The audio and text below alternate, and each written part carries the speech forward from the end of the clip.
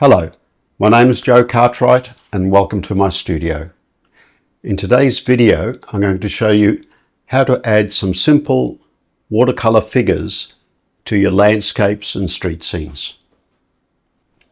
These are some quick tips that you can use when adding figures to your watercolors. I hope you can stay around till the end because I've got tips all the way through this video. So let's get started.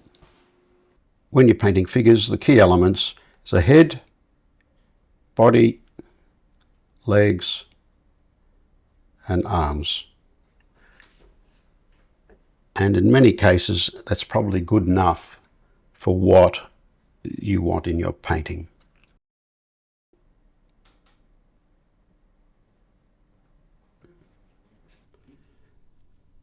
The key proportions for your figures are from the top of the head to the hips or groin area is about half the body length, and then from the hips to the ground another half.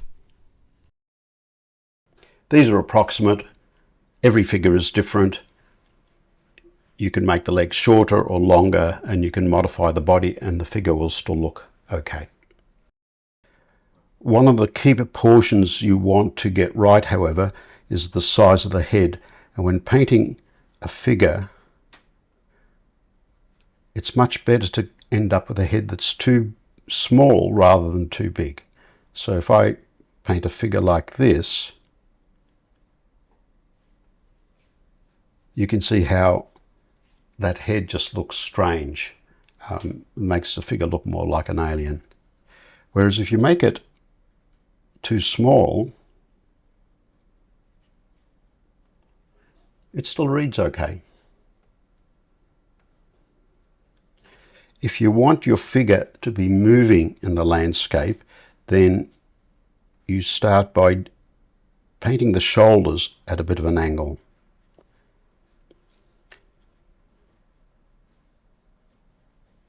And the shoulder that dips down, that's the one with the foot that moves forward and hits the ground.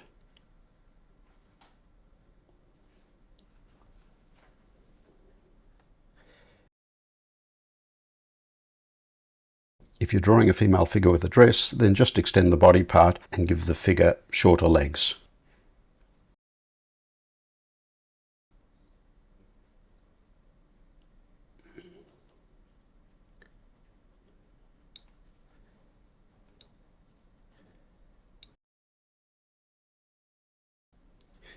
You don't have to give them arms, but if you do, make the arms of different lengths. It will enhance that feeling of motion.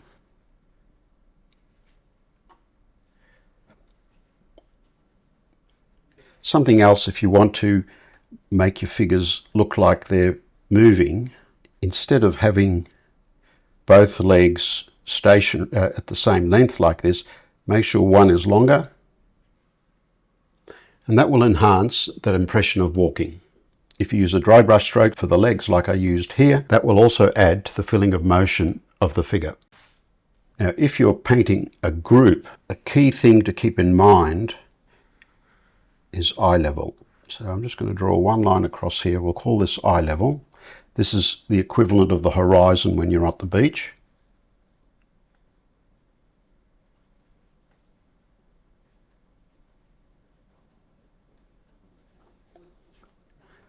Now, if all the figures are standing in your scene, then their heads will all be around eye level.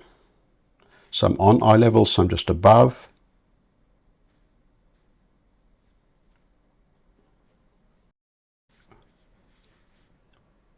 Now, if you've got children, then their heads will be lower. But if you've got people of average height, their heads will be at eye level. What changes, however, is as the figures are closer to the viewer, they're going to be bigger.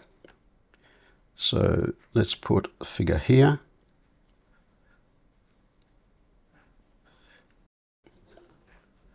We'll make this figure even bigger.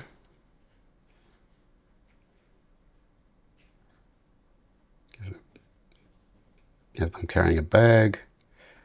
Just a quick brush stroke. Might make this head just a fraction bigger there. If the figure is way in the distance, then they're going to be shorter. The closer the person is to the viewer, the bigger the figure. The further away they are, the smaller they will be. But all the heads are roughly at eye level. If we put another figure here,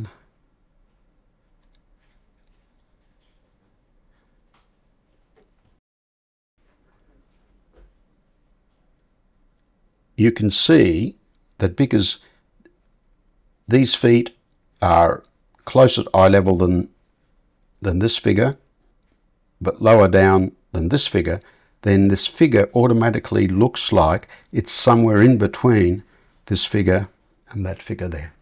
Now if we put another figure here,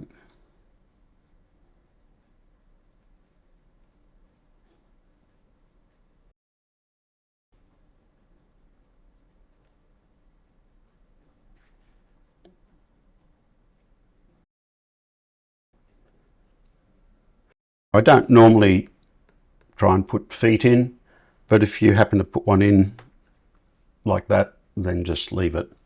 That's just a little gift from the watercolor gods. If this figure has a child next to them, say a child of 4 or 5 years old, then their heads are going to be lower than eye level because they're not of average adult size.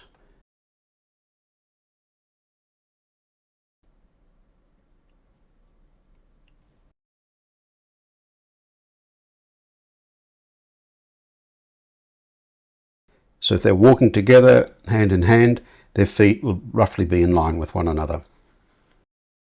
Now, something else to keep in mind, if you've got figures, as they move further away from you, they will look duller, less distinct, and cooler colours. So the colours will lean more to the blue than the figures in the foreground. Let me just put in some figures about here. We're just going to mix some different colours.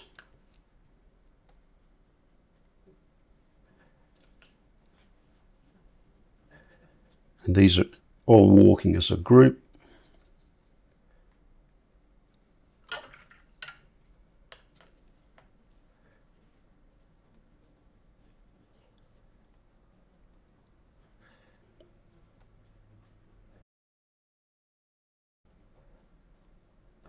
So I'll make them a bit bigger because their heads are going to be closer to eye level.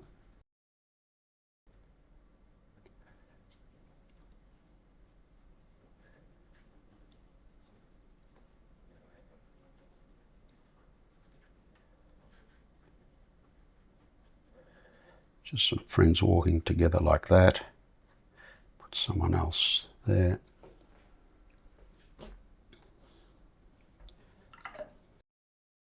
But if there are figures further away, then their colour will be more muted.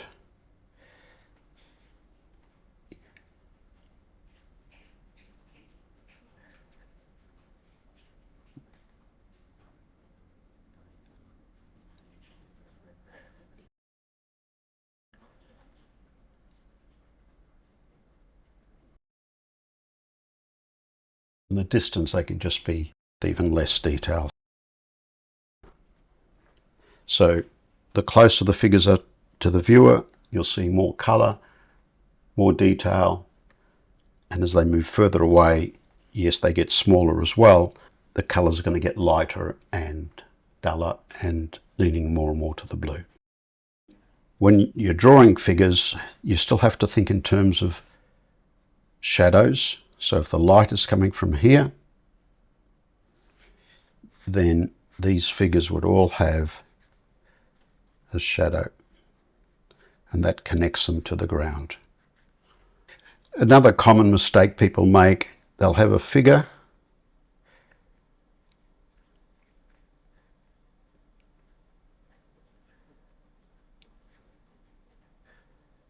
By the way, you can connect the head to the shoulders if you want.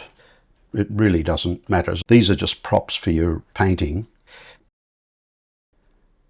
They're not meant to be portraits or figure studies. If you're going to give the figure a hat, what you don't want to do is then go and paint a hat like this.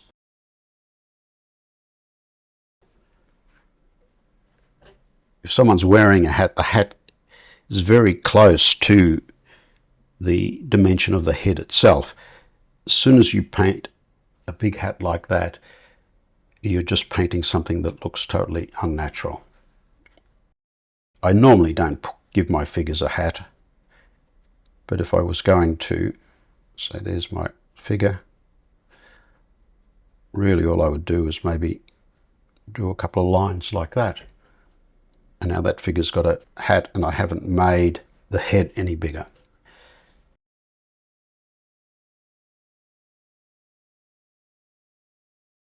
If you want to paint a figure so that it looks like it's moving towards you, leave a white stripe at the front and that reads like an open jacket.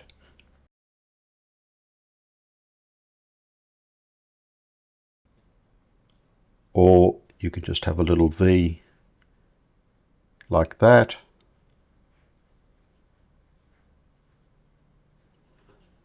And that works as well.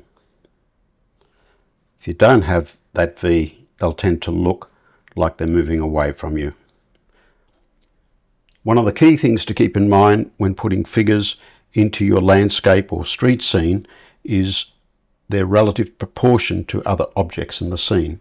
When I'm painting a street scene like this, I basically start by working out where my eye level is, determining where I want my vanishing point to be, and then the next thing I put in is a main figure. Once I have that figure there, I then adjust the size of objects in the scene to that figure. For instance, this figure standing next to this car, we know that because his feet are almost in line with the tyres there. And a normal sedan would be below head height. So I've just drawn in a very basic car here with the roof below head height. The doorway, for instance, is maybe 50% taller than the figure, and then the awning above that is probably 2 figures high. These are very general approximations. And here's another figure. It's further away, so he's shorter, but his head is still around eye level. Now, if you had someone sitting down, say, someone's having coffee and there's tables here, maybe some chairs. Let's throw in some more there. These are very rough.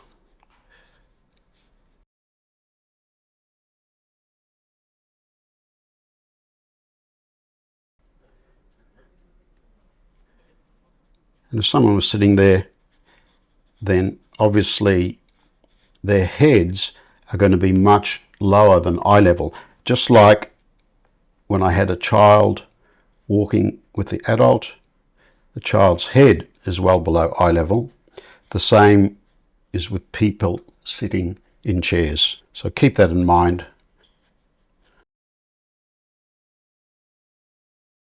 Just one final point that I didn't mention in the first section. If drawing a figure directly from behind, their shoulders are roughly 3 heads wide. Now you can just use that as a rough guide. I hope you've enjoyed this video. If you have, please give it a like, and if you haven't yet subscribed to the channel, please do so. It helps me out a lot. And if you're able, please consider supporting me on Patreon.